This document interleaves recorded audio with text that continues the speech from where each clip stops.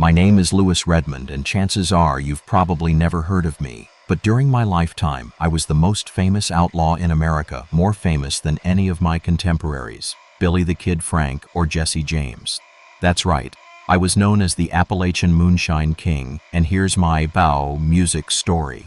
I was born in the mountains of North Georgia in 1854, the youngest of 3 boys, and along with my 9 sisters and our parents, we lived in a one-room cabin with a sleeping L. My pa was just like all the other mountain men back in those days. Since there weren't any jobs, he spent his days trying to raise enough food to keep his family fed.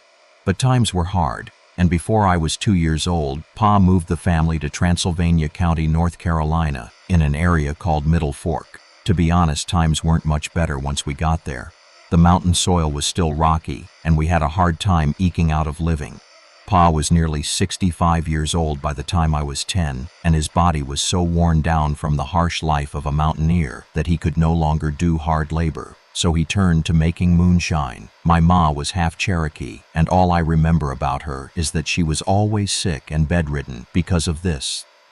I never had any schooling, and what little I knew about books, I had to learn it on my own, and one of my sisters taught me how to read, write. My brothers and I, we did nearly all the farming and tended to the animals by day, and by night, we helped him and our father steal. It was about this time that the war between the states broke out. Pa was too old to fight, but both my teenage brothers enlisted me. Now I was too young to fight, so I was left home to help out Pa on the farm and his blockade liquor business. Yet back then, you didn't have to go far off to some foreign place to find a war, because this conflict was everywhere. Every man in these hills had signed up to fight, and there were.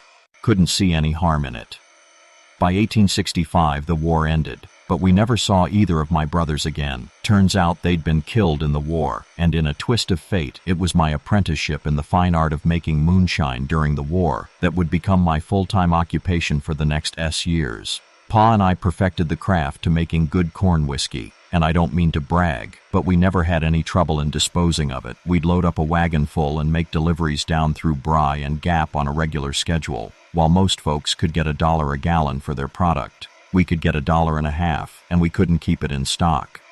Outlaws and preachers alike would line up with money in their hands, and of course before long the revenuers got wind of our operation, and they raided our cabin. I was able to make it out the back into the woods, but Pa, he was caught and put in prison for illegal manufacturing, and back then prison wasn't a place for an old man. So within a few months my father died, and when Ma got the news, she stopped eating, and within a few months she was barely more than 80 falams, and just like that, she died, and my childhood was music over.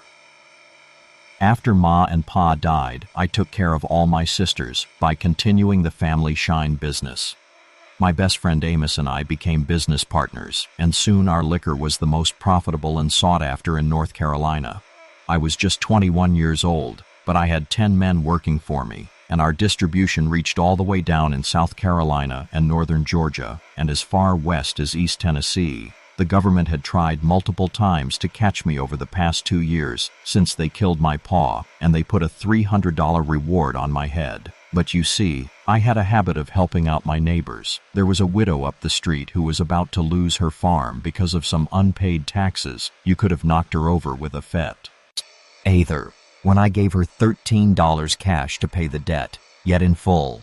Joe Watkins was about to lose his meal, and Frank Elroy almost lost his blacksmith shop for the same reason. Yet I paid all their taxes too. I'd done this several times. I just couldn't stand to see anyone lose everything they'd ever worked for, just to pad some politician's pocket with a tax they had simply invented out of thin air. No, sir. I saw it as a breach of the God-given right to a man's individual liberty, and I wasn't the one who felt this way. All of us, hill folk, felt this way, and we saw right through the tyranny. And while those folks up there in those northern states might have been willing to give up their money to some fast-talking elected king, there was no shortage of mountain men who would resist all thievery that came calling in the name of the government. Needless to say, not one man in North Carolina took the feds up on their $300 reward. Since folks around here considered me a hero and a modern-day Robin Hood, it was about this time Amos and I were hauling wagon-load of shine in Transylvania County when suddenly a man stepped out on the trail in front of us with a pistol pointed at me.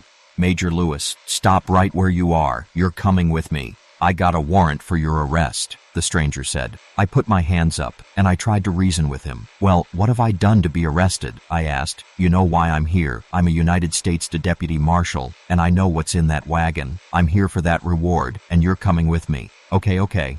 "Deputy Marshal, I'll come with you. I'm unarmed, sir. You can put your pistol away, and you have my word. I won't resist." Nobody has more respect for the United States government than me, seeing my apparent sincerity in my dark blue eyes. The lawman holstered his pistol. But you see, that was a mistake. I quickly grabbed the one-shot Derringer pistol that Amos had sitting on the seat next to him, and in a split second the deputy marshal and I fired at the same time. His bullet grazed the top of Amos's head, but mine went right through the windpipe of the officer's throat. His eyes widened as he gasped for air and fell to his knees, and in a few moments he was dead. Just like that, I had killed a U.S. Marshal, and a 1,000 wanted dead or alive reward was put on my head. My face was plastered across newspapers, all across America. Folks up north called me an outlaw, but folks around the south, they called me a hero. The federal government sent a small army to arrest me, but I spent the next couple years hiding in the mountains of North and South Carolina. I was constantly on the move. Only stand in one place long enough to run off a couple 100 gallons of liquid gold. And each time the law would discover our camp, they'd be a day late and $1 short, finding only an abandoned steel and smoldering embers from last night's campfire. Each place I went to, additional men would join my posse, and before you knew it, I had nearly 30 men armed to the teeth standing with me against the illegal taxes of the government. And several times we had skirmishes with the U.S. Marshals. Each time a gun battle would erupt.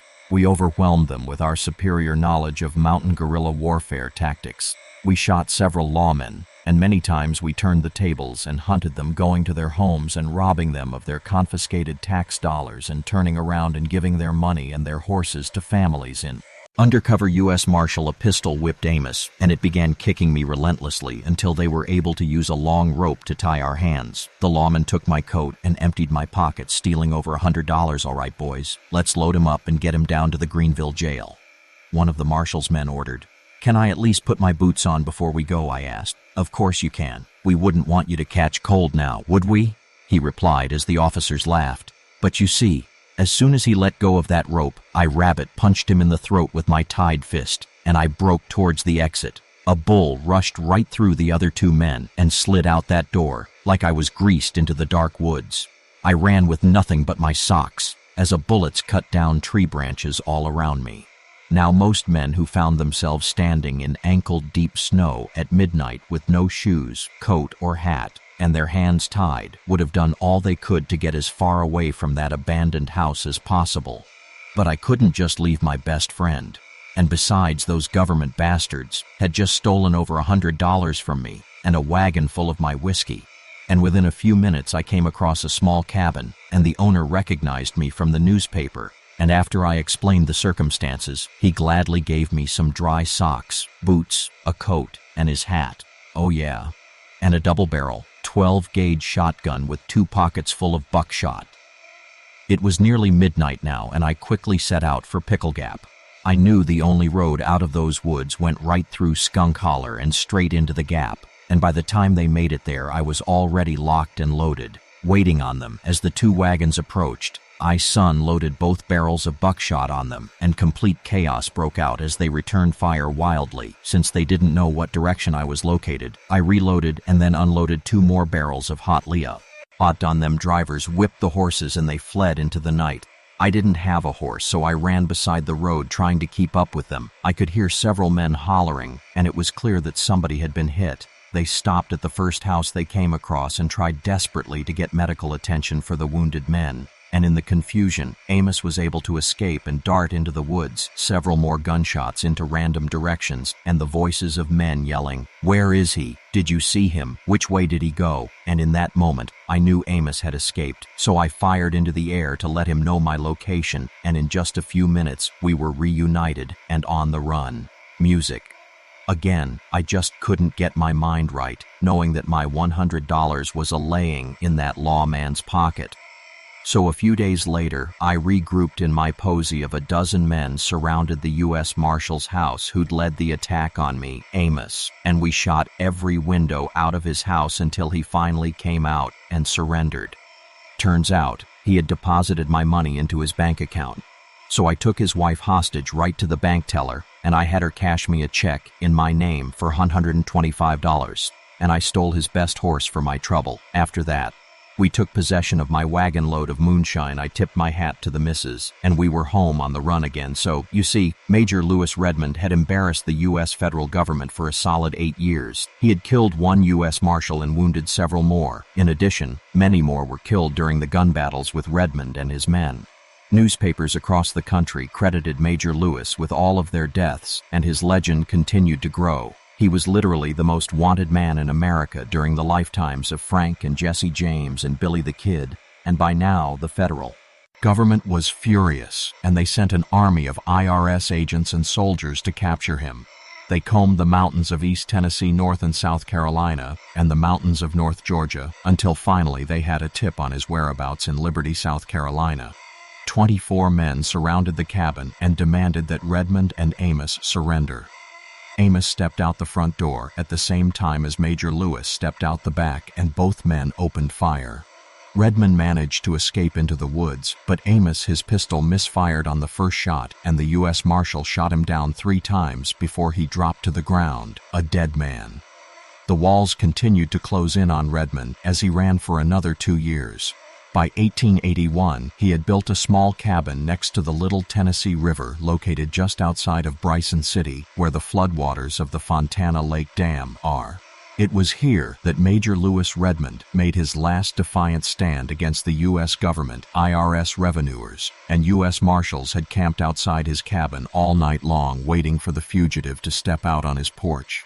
When daybreak came, Major Lewis heard his dogs barking, so he walked out his front door when he suddenly heard the words, "It's all over, Redmond. There's an army of men and it's just you. Surrender or you'll be dead where you stand." And in that moment, the most notorious moonshiner who had led a band of outlaws among the mountains, just as free as the air that nourished him, yelled out, "I'll never surrender to men who fire at my back." And he began to raise his shotgun in rebellion, and an army of men opened fire upon him, ripping almost 24 holes in Redmond's overcoat and sending 6 bullets clean through his body, mortally wounded. The outlaw Broken ran for one last time, but he only made it 150 yards before collapsing to the ground. Waging tongues quickly spread the word that America's most wanted man was dead, and the New York Times ran a story on his death on the front page of its newspaper. Yet what they didn't know was that Lewis didn't in fact die. You see, the lawmen picked up his bullet-riddled body out of the woods, and they placed it on the kitchen table in his cabin. They quickly sent for a city doctor, but instead, an old mountain woman who the locals called a granny woman arrived to Redmond's house with little more than some plants roots and some oils that she had concocted, and somehow she saved his life. Redmond was tried and convicted on 12 counts of illegal moonshining conspiracy and assault charges.